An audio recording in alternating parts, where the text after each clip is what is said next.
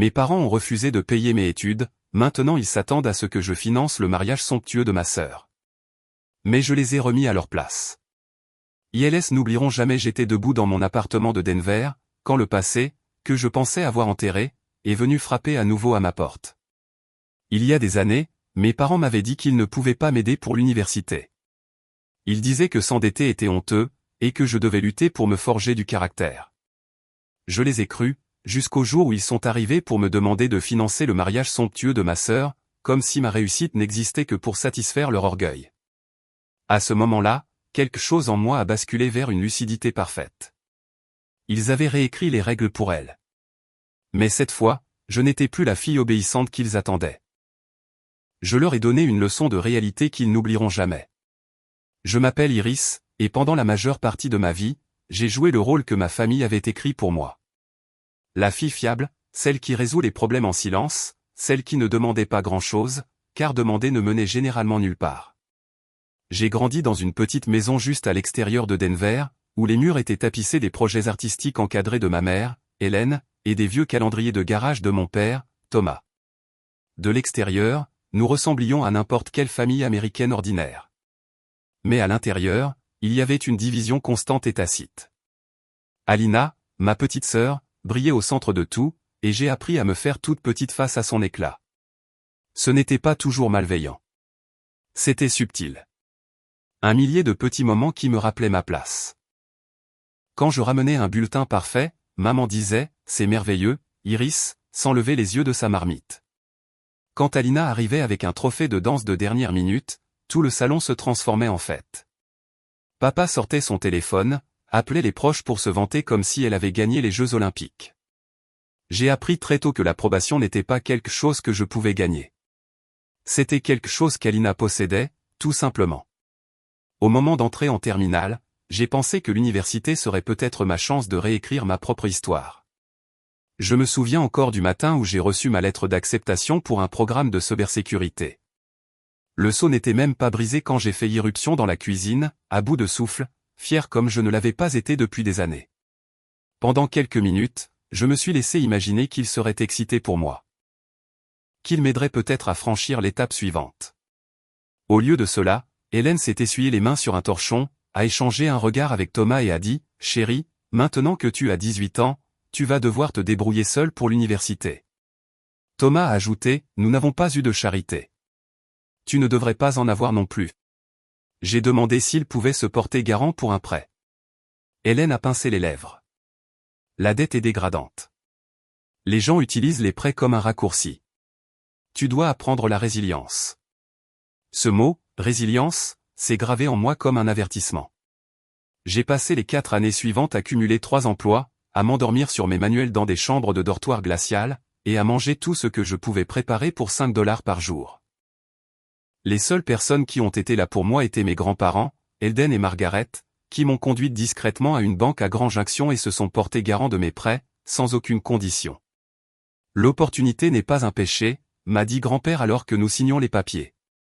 Et avoir besoin d'aide non plus. Finalement, j'ai obtenu mon diplôme, j'ai construit une carrière, et je me suis taillé une vie qui semblait solide et bien à moi. Une vie où je n'avais pas besoin de marcher sur des œufs autour de l'ego de quelqu'un d'autre. Mais chaque fois que je rendais visite à mes parents, la vieille dynamique reprenait sa place. Alina flottait sur des coussins de compliments. Je restais assise en arrière-plan, la fille qui avait, bien tourné, comme si, bien, était tout ce qu'on m'avait permis d'être. Je pensais que la distance me protégerait. Je pensais que le succès mettrait tout cela derrière moi. Mais quand Hélène et Thomas sont venus à ma porte pour me demander $75 000 pour le mariage somptueux d'Alina, j'ai enfin compris quelque chose. Mon histoire avec eux n'était pas un chapitre clos. C'était une mèche qui n'attendait qu'à être allumée. La demande est arrivée un mardi soir, ce genre de soirée calme où les lumières de la ville, derrière ma fenêtre, semblaient presque douces. Hélène et Thomas étaient assis raides sur mon canapé, les mains jointes comme s'ils se préparaient pour une représentation, plutôt que pour une conversation. J'aurais dû m'en douter. Mes parents ne s'asseyaient comme ça que lorsqu'ils voulaient quelque chose d'énorme, quelque chose d'impossible. « Nous avons besoin de ton aide », a commencé Hélène, sa voix mielleuse d'une façon qui m'a noué l'estomac. « Le mariage de ta sœur. » Eh bien, cela devient un véritable événement. Thomas s'est éclairci la gorge. La famille de Julian est habituée à un certain standard. Nous nous sommes déjà engagés pour le lieu et la décoration, mais les coûts sont plus élevés que prévu. J'ai attendu. Puis Hélène l'a dit. Nous espérions que tu pourrais contribuer. 75 000 $ devraient couvrir les dépenses restantes. Pendant un instant, la pièce a perdu tout son. Leur visage était plein d'attente, comme si c'était raisonnable, naturel, le devoir évident d'une fille qui avait bien tourné. Je les ai fixés, attendant la chute de la blague. Elle n'est pas venue. Laissez-moi bien comprendre, ai-je dit. Vous avez refusé de signer un petit prêt étudiant pour que je puisse aller à l'université, mais maintenant, vous attendez de moi que je finance un mariage de luxe? Hélène a cligné des yeux, sincèrement offensée. C'était différent. La dette universitaire t'aurait fait du mal. Ici, il s'agit de la famille. Famille. C'est drôle comme ce mot ne faisait surface que lorsqu'ils avaient besoin de quelque chose. Alina ne m'avait pas parlé depuis des années. Pas depuis la crise de nerfs qu'elle avait orchestrée lors de Thanksgiving dans mon appartement, se moquant de mes meubles, de mon quartier. Même d'une recette de famille que j'avais cuisinée pour me sentir proche de ma grand-mère. Elle était partie en claquant la porte après que je me sois enfin défendu, et notre relation était morte sur le coup. Maintenant, elle voulait une salle de bal remplie de fleurs importées et des tours de cristal de champagne. Et d'une manière ou d'une autre, j'étais celle qui devait réaliser ce rêve. Je n'ai pas répondu tout de suite. Je voulais réfléchir, respirer, creuser à travers les années de pression jusqu'à ce que je trouve ma propre voix en dessous. Mais mon silence a suffi à Thomas. Iris, a-t-il dit en se penchant en avant. Tu gagnes bien ta vie. Tu peux te le permettre. Voilà, c'était la vérité qu'ils avaient répétée. Mon succès ne m'appartenait pas. Il appartenait à leur image. Après leur départ, les appels ont commencé. D'abord Nora, moralisatrice comme toujours, tes parents ont le cœur brisé. Comment as-tu pu dire non si vite? Ensuite Colby, sérieusement, tu n'aides pas? Tu es bourré de fric. Puis Riley, je ne te reconnais même plus. Chaque appel resserrait la corde invisible autour de mes côtes. Il ne s'intéressait pas à ma version des faits. Il voulait de la soumission, pas de la compréhension. Mais le coup le plus dur est venu d'un numéro que je ne reconnaissais pas. Un SMS. C'est Julian. Ton refus rend les choses difficiles pour Alina. S'il te plaît, reconsidère ta décision pour son bien. J'ai fixé le message jusqu'à ce que l'écran s'assombrisse.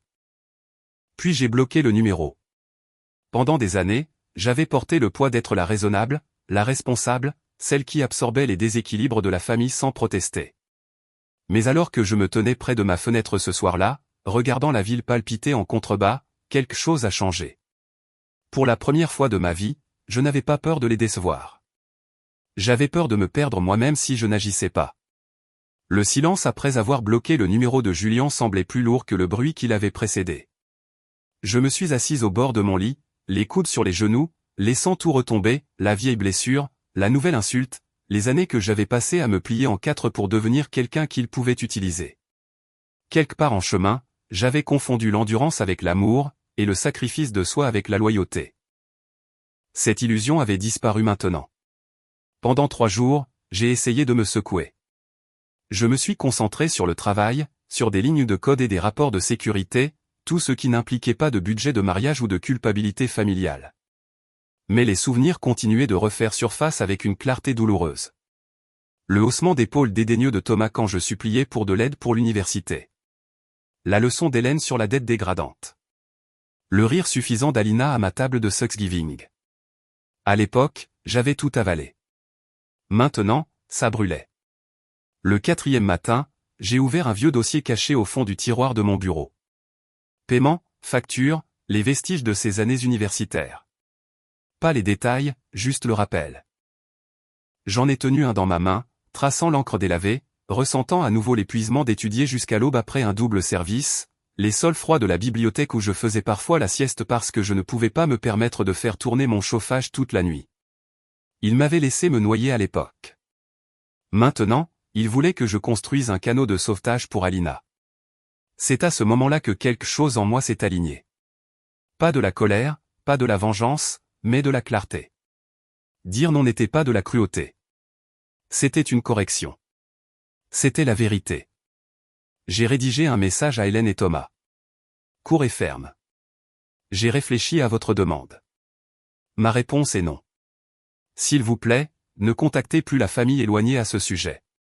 Je n'ai pas appuyé sur envoyer. Au lieu de cela, j'ai fermé mon téléphone, attrapé mon manteau et traversé la ville pour voir Eldon et Margaret.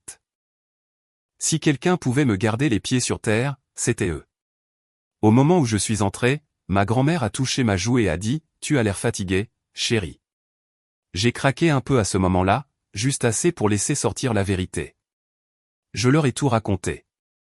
Eldon a écouté tranquillement, les mains jointes sur la table. Quand j'ai fini, il a hoché la tête une fois. Se défendre n'est pas une trahison, a-t-il dit. C'est de la maturité. Ils n'aimeront pas ça. Mais cela ne veut pas dire que c'est mal. Sur le chemin du retour, j'ai réalisé que je n'avais pas besoin de leur approbation. J'avais besoin de la mienne. Au moment où je suis entré dans le garage de mon immeuble, la décision était définitive. La prochaine fois que mes parents demanderaient une réponse, ils ne parleraient pas à la fille qui restait silencieuse. Ils rencontreraient la femme qui a enfin appris à dire non. Je n'ai pas eu à attendre longtemps pour la prochaine confrontation. C'est arrivé le dimanche après-midi suivant, une journée fraîche à Denver, où l'air avait un goût de pain froid et de fumée de cheminée lointaine. Je venais de finir de nettoyer mon appartement quand l'interphone a bourdonné. Je n'avais pas besoin de vérifier l'écran. Certaines choses se sentent dans les os. La voix d'Hélène a dérivé à travers le haut-parleur. Iris, chérie, nous devons parler. C'est important. Important signifiait toujours urgent pour eux. Urgent signifiait toujours quelque chose qu'ils voulaient. Je les ai laissés entrer quand même. Lorsqu'ils sont entrés, les yeux d'Hélène ont scanné mon appartement comme si elle cherchait la preuve que je ne le méritais pas. Thomas a évité de me regarder, se dirigeant directement vers le comptoir de la cuisine comme s'il était propriétaire des lieux. Il se déplaçait avec ce sentiment de droit acquis, calme, propre aux gens qui ne se sont jamais demandé s'ils étaient les bienvenus. Hélène a joint ses mains. Nous avons entendu dire que tu as été submergé par tous les appels. Submergé. Pas harcelé. Pas attaqué. Submergé. Je n'étais pas submergé, ai-je dit. J'étais déçu. En nous, a-t-elle demandé, comme si c'était impensable. En tout le monde. Thomas a expiré brusquement. Écoute, Iris, nous savons que tu es contrarié par le passé, mais il est temps de laisser ça derrière toi. Il s'agit de l'avenir de ta sœur. Voilà, c'était encore là. Ma vie encadrée comme une note de bas de page à la convenance d'Alina. Je me suis appuyé contre le bras de mon canapé, les bras croisés. Avant d'aller plus loin, soyons honnêtes. Vous avez refusé de m'aider pour l'université. Vous avez fait de vos peurs des principes. Vous m'avez laissé travailler jusqu'à l'épuisement tout en insistant sur le fait que c'était bon pour moi. Et maintenant, vous voulez que je paie pour le mariage d'Alina. Un mariage somptueux. Pourquoi? La mâchoire de Thomas s'est contractée. Parce que c'est ce qui est attendu. Hélène est intervenue. Les parents de Julien contribuent tellement. Nous ne pouvons pas paraître inadéquats. Alors c'était ça. Pas l'amour, pas l'équité, pas la famille. Les apparences. Vous vous souciez plus de paraître prospère que d'être de bons parents, ai-je dit doucement. Hélène a rougi. Ce n'est pas vrai. Et franchement, je n'apprécie pas qu'on me parle comme ça. Alors essayez de m'écouter au lieu de me gérer. Ses lèvres se sont pincées en une ligne fine. Nous ne sommes pas venus pour une dispute, a dit Thomas. Nous sommes venus pour une solution. Nous avons besoin de cet argent, Iris. Non, ai-je dit. Le mot a atterri entre nous comme une pierre qu'on laisse tomber, petite mais inarrêtable. Hélène a cligné des yeux vers moi comme si elle n'avait pas bien entendu. Non, a-t-elle répété. Non, ai-je redit calmement. Je ne paierai pas pour le mariage. Tu peux te le permettre, a riposté Thomas. Ce n'est pas la question. Alors c'est quoi, a exigé Hélène, la voix tremblante d'indignation. J'ai pris une lente inspiration. La question, c'est que vous voulez mon succès sans reconnaître ce qu'il m'a coûté. Vous voulez une aide financière sans responsabilité émotionnelle. Vous voulez que je répare les erreurs que vous avez commises par orgueil, et vous voulez que je prétende que ce n'étaient pas des erreurs en premier lieu. Les yeux d'Hélène brillaient de quelque chose de tranchant. De la colère, pas de la tristesse. C'est mesquin, Iris. Le mot m'a traversé comme une lame. Mesquin. Le même mot qu'elle avait utilisé des années plus tôt, quand je me noyais sous les devoirs et les dettes, et qu'elle refusait de signer un prêt. Cela aurait tout changé. Sauf que maintenant, je n'avais plus 18 ans. Je me suis approché, ma voix basse et stable. Vous me traitez de mesquine pour refuser quelque chose que vous m'avez refusé. Quand j'avais besoin d'argent pour l'université, vous avez dit non parce que vous croyez que lutter forgerait le caractère. Mais maintenant, quand votre enfant préféré veut un mariage de conte de fées, soudainement, la dette n'est plus moralement fausse. Soudainement, l'argent est un outil, pas un péché. Hélène a détourné le regard. Thomas s'est frotté la nuque. Nous pensions que c'était la bonne décision à l'époque. Non, ai-je dit. Vous pensiez que c'était la décision facile pour vous. La pièce est devenue silencieuse. Même le bourdonnement du chauffage semblait retenir son souffle. Puis Hélène a chuchoté, tu vas gâcher ce mariage. J'ai ri. Je ne voulais pas, mais le son s'est échappé de moi comme une soupape de décharge. Je ne gâche rien. Je refuse de permettre vos mauvaises promesses. Elle a dégluti difficilement. Alina sera dévastée. Elle était déjà dévastée, ai-je dit doucement. Bien avant que je dise non. Vous l'avez élevée en lui faisant croire que tout devait lui être servi sur un plateau. Et maintenant, le monde corrige ses attentes. Hélène avait l'air stupéfaite, comme si elle n'avait jamais envisagé cela. Thomas a secoué la tête. Nous ne pouvons pas revenir sur notre parole. Alors ne le faites pas, ai-je dit. Mais ne me demandez pas de vivre avec les conséquences de celle-ci. Hélène s'est avancée, la voix tremblante. Qu'est-ce qui t'est arrivé, Iris? Tu étais si douce avant. J'ai grandi, ai-je répondu. Avant qu'il ne puisse dire un autre mot, la sonnette a retenti à nouveau. Je me suis figé.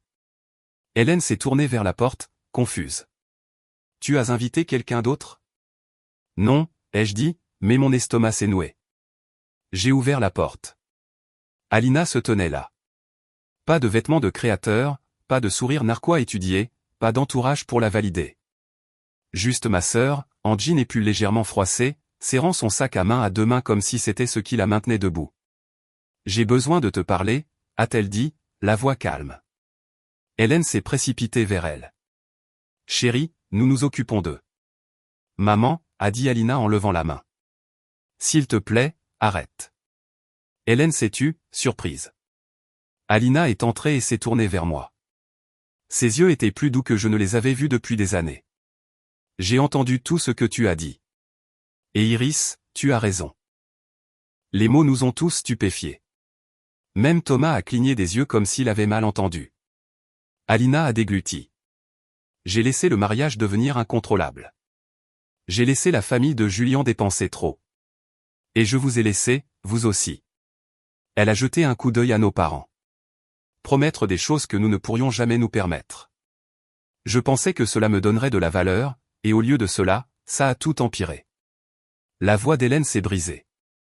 Mais chérie, non. Si, a dit Alina doucement. Je dois dire ça. Elle s'est retournée vers moi. Je t'ai traité terriblement mal pendant des années. Je ne sais même pas pourquoi. Peut-être parce que c'était plus facile que d'admettre que j'étais jalouse. Ou parce que maman et papa donnaient l'impression que tu étais la forte, celle qui n'avait besoin de rien. Elle a inspiré de façon tremblante. Mais tu avais besoin de choses, et ils ne te les ont jamais données. Hélène a grimacé. Le regard de Thomas est tombé au sol. Alina a continué, la voix plus stable maintenant. Je ne veux pas d'un mariage somptueux acheté avec de la culpabilité et de la pression. Je veux quelque chose de vrai, quelque chose dans lequel je peux entrer sans honte. Et si cela signifie revoir les choses à la baisse, alors c'est ce que je fais. Hélène a bafouillé. Mais le Broadmoor. Ça ne se fera pas, a dit Alina. Maman, papa, arrêtez, s'il vous plaît. Puis elle m'a regardé. Je suis venu ici pour te demander si tu viendrais au mariage quand même. Pas en tant que carnet de chèques. En tant que ma sœur. La pièce a retenu son souffle. Lentement, j'ai hoché la tête. Oui, je viendrai. Hélène avait l'air de vouloir argumenter encore, mais pour une fois, Thomas a posé une main sur son bras. « Laisse tomber » a-t-il murmuré. Alina a expiré de soulagement, détendant ses épaules. « Merci. » Mais avant de partir, elle a ajouté une dernière chose. « Et Iris. Cette leçon de réalité que tu leur as donnée. » Un petit sourire est apparu. Ils en avaient besoin plus que nous ne le réalisions. Alors que la porte se refermait derrière elle, je suis resté dans le calme de mon appartement, le cœur battant de quelque chose qui ressemblait étrangement à la liberté. Pour la première fois de ma vie, je n'avais pas plié. Je n'avais pas cédé. Je m'étais tenu droite. Et le monde, mon monde, avait finalement changé avec moi. 3 semaines plus tard, je me suis retrouvé devant le centre communautaire où Hélène enseignait autrefois. Des guirlandes lumineuses brillaient contre le début de soirée, des fleurs sauvages étaient disposées dans des bocaux le long de l'allée. Ce n'était pas le complexe de luxe dont mes parents avaient fantasmé, mais c'était chaleureux, honnête, réel.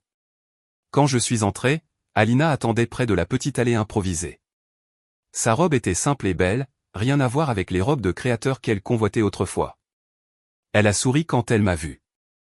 Un sourire doux et reconnaissant qui ne contenait aucune compétition, aucune supériorité, juste de la sororité. « Prête » a-t-elle chuchoté. « Pour toi, toujours » ai-je dit. Je l'ai accompagnée jusqu'à l'hôtel. Les invités ont applaudi, une vague douce d'affection qui semblait méritée, et non mise en scène. Julien la regardait comme si elle était la seule personne dans la pièce, et pour la première fois, j'ai cru qu'il n'était pas le garçon qu'il était autrefois. Mes parents ne se sont jamais montrés. Il fut un temps où cela m'aurait anéanti. Mais alors que je me tenais à côté du couple nouvellement marié, entouré de gens venus non pas pour le spectacle mais pour l'amour, j'ai ressenti quelque chose d'inattendu. La paix. Pas celle née de la perfection, mais de la vérité qui s'installe enfin là où elle doit être. Une semaine plus tard, Hélène et Thomas ont demandé à me voir. Nous nous sommes assis dans un petit Starbucks près du magasin de papa. Il semblait plus petit, d'une certaine manière, moins certain, moins blindé. Hélène a parlé la première. Nous avions tort sur tant de choses. Thomas a hoché la tête. Nous aurions dû t'aider. Nous aurions dû être fiers de toi.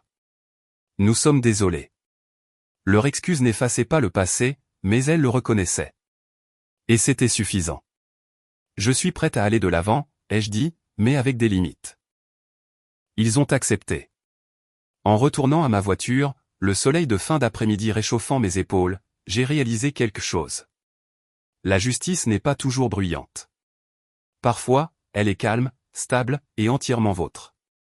Debout là, dans la douce lumière de Denver, j'ai compris la vérité que j'avais passé des années à chercher, l'amour ne se mesure pas à ce que vous abandonnez, mais à ce que vous refusez de laisser vous briser.